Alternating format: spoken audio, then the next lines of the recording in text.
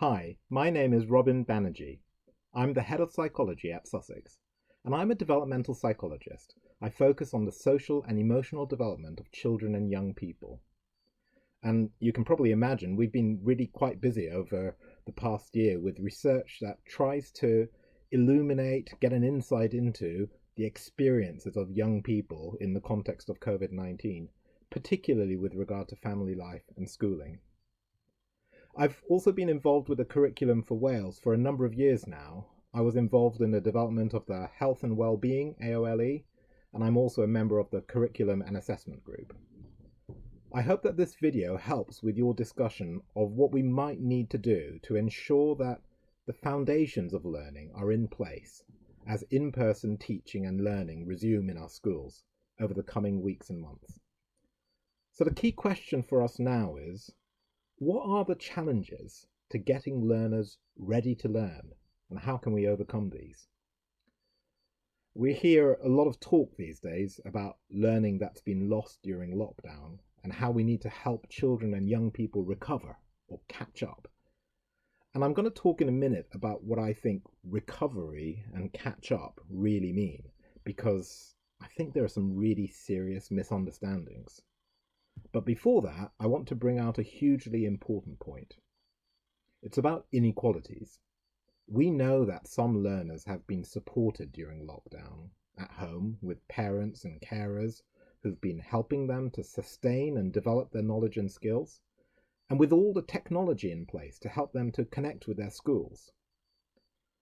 But others have absolutely not had that. They've not had parents supporting them with homeschooling. They've had serious problems with IT, connectivity. For some young people, they have been, in a very real way, completely isolated and disconnected from school. And I think we all know that these kinds of differences are not just randomly distributed across the population. There are systematic variations from one community to another, along lines of socioeconomic status, urban versus rural settings, ethnicity, and so on. But having said that, I think we also know that each learner has an individual story to tell about the pandemic. The ongoing circumstances, and I do mean ongoing, it's far from over. They've affected families in all sorts of different ways. Some young people encountering absolutely massive life changes, including bereavement of loved ones in some cases. Plus, there's just the incredible variety of everyday life, the non-pandemic related things that happen to different people at different times, the good and the bad, the celebrations and joys, as well as the breakups, the illnesses, the disruptions and tragedies. These kinds of things are still going on for everyone. And so this recent period of not being at school would have been experienced very differently by different learners. Some will have had a desperately difficult time. And like I was saying, they might have felt completely isolated and unsupported. And at the same time, I think we all know from previous lockdowns, some learners will genuinely have thrived at home.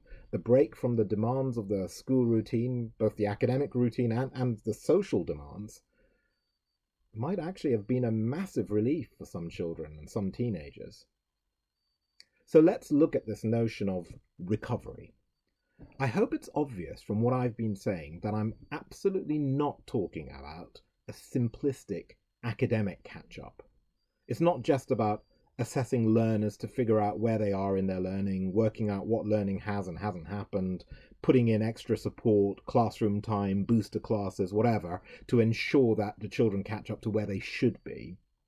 No, instead, I would encourage us to talk about recovery and catch-up in a broader sense. And I think we need to go back to first principles. Of course, the academic learning is a huge part of it, but there's something much more fundamental to consider, and it's this.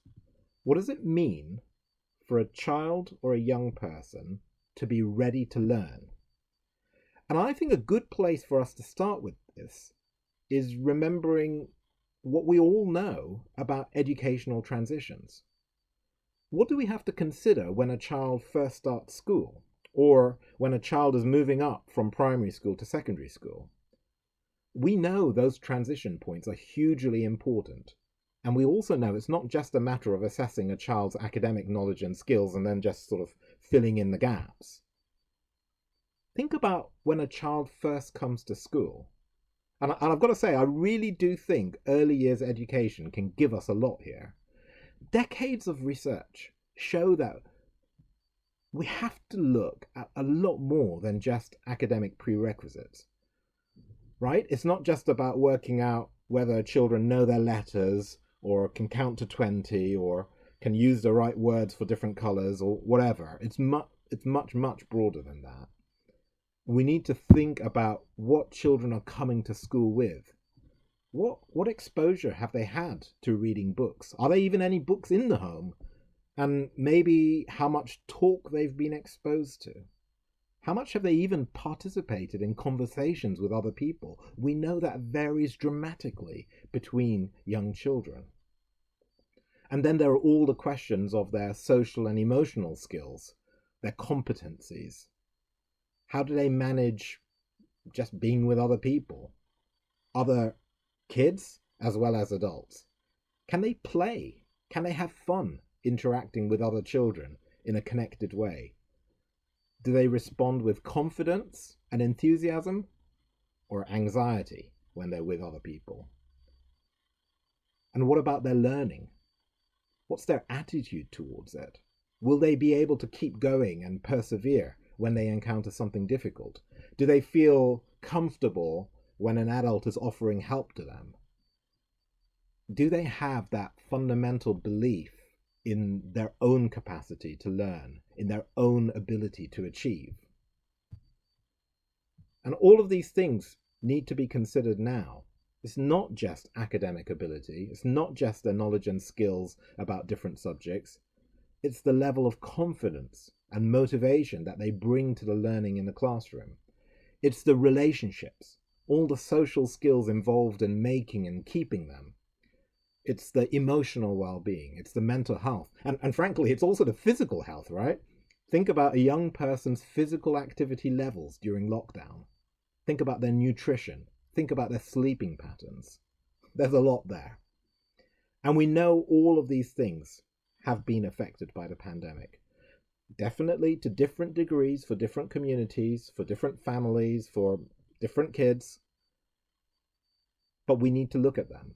When we talk about recovery, when we talk about catching up, we need to be thinking not just about the academic learning itself. We need to be thinking about the foundations for that learning.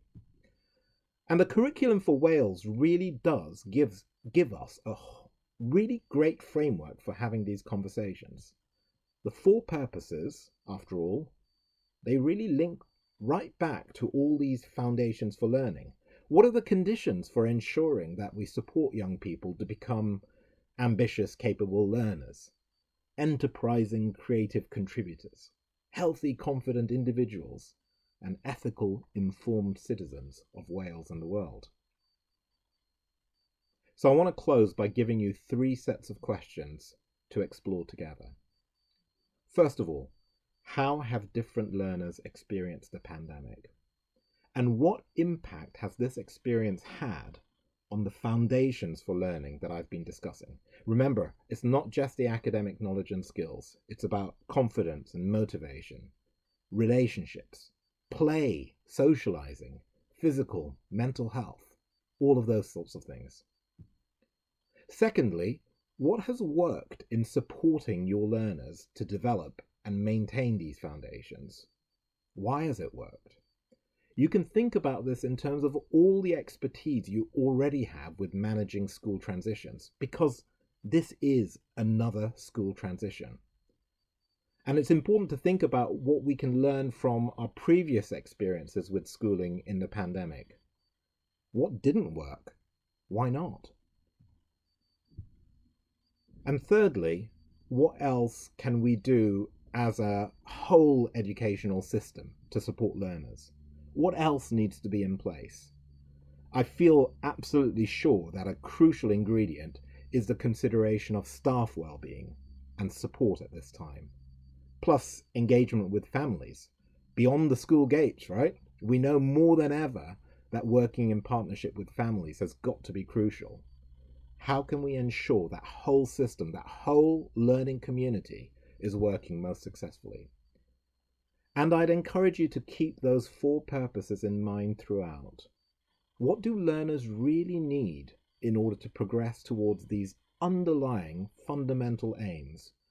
What obstacles might be stopping their progress? How can we remove them? How can we overcome them? I feel sure you're going to have rich and really productive conversations. And I think the answers you come up with to those questions are going to be so important. So thank you for all that you're doing. It's an incredibly important contribution. And I know your hard work is making a difference to families all across Wales. Good luck. I look forward to further opportunities to engage with you over the coming months.